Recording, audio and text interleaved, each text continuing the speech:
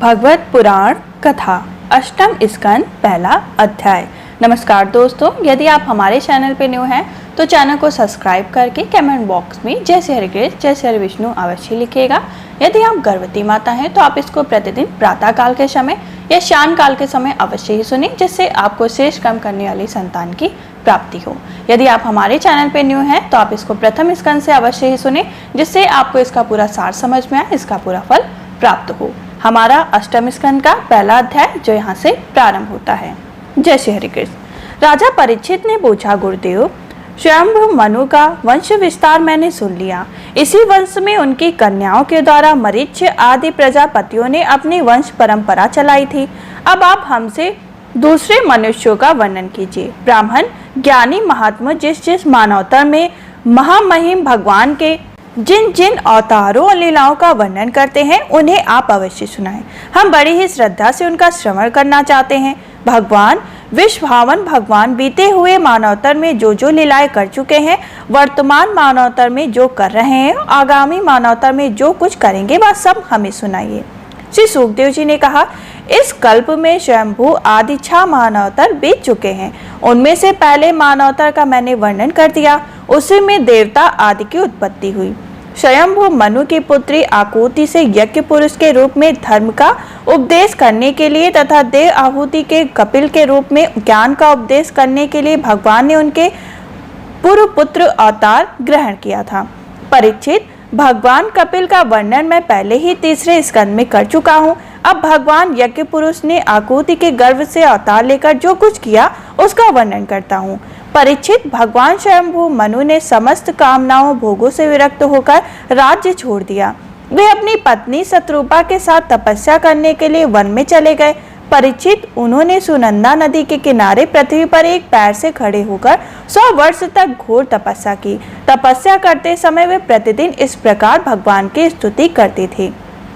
मनु जी ने कहा, जिनकी चेतना के स्पर्श मात्र से यह विश्व चेतन हो जाता है, किंतु यह विश्व जिन्हें चेतन दान नहीं कर सकता, जो इसके सो जाने पर प्रलय में जागते रहते हैं, जिनको यह नहीं जान सकता, परंतु जो इसे जानते हैं वही परमात्मा है।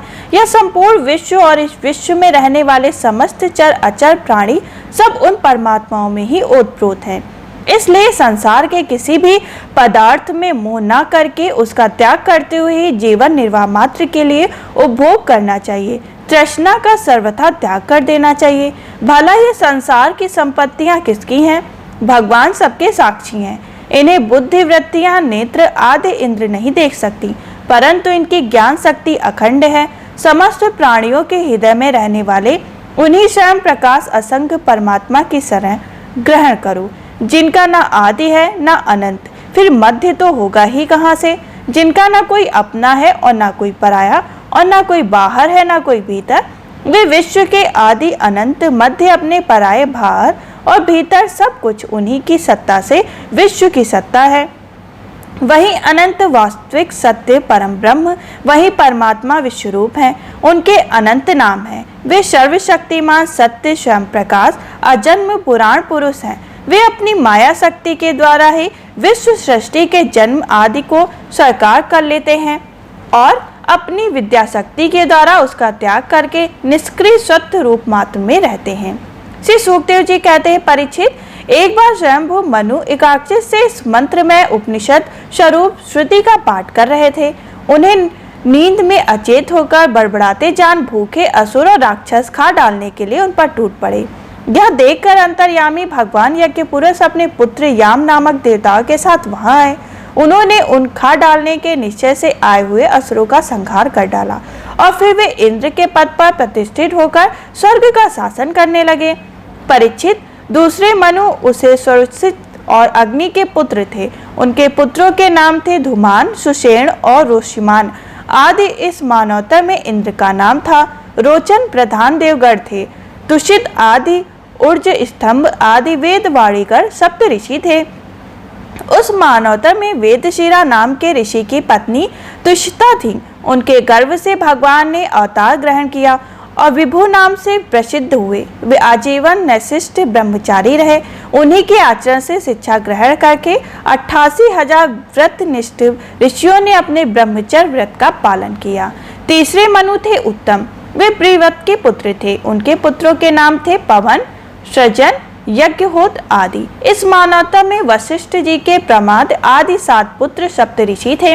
वे सत्य और वेदश्रुत और भृद नामक के देवताओं के प्रधान गण थे और इंद्र का नाम था सत्यजीत। उस समय धर्म की पत्नी सुनीता के गर्भ से पुरुषोत्तम भगवान ने सत्यसेन नाम से अवतार ग्रहण किया। उनके सत्यव्रत नाम के देवगण भी थे। उस समय इंद्र सत्यजीत के सखा बनकर भगवान ने असत्यपरायण, दुशील और दुष्ट यक्षों, राक्षसों एवं जीवद्रोही भूतगणों का संहार किया। चौथे मनु का नाम था तामस। वे तीसरे मनु उत्तम के सगे भाई थे। तामस नाम के मानवता में वृद्धित पुत्र वैदित नाम के और भी देवता हुए। उन्होंने समय के फेर से नष्टप्राय वेदों की अपनी शक्ति से बचाया था, इसलिए वे वैदित कहलाए। इस मानवता में हरिमेधा ऋषि की पत्नी हरिणी के गर्भ से हरि के रूप में भगवान ने अवतार ग्रहण किया है।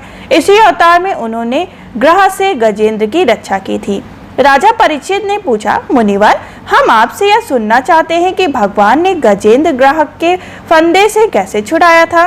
जब कथाओं में वही कथा परम पुण्यमय, प्रशंसनीय, मंगलकारी और शुभ है, जिसमें महात्माओं के द्वारा गान किए हुए भगवान श्री हरि के पवित्र यश गान का वर्णन रहता है।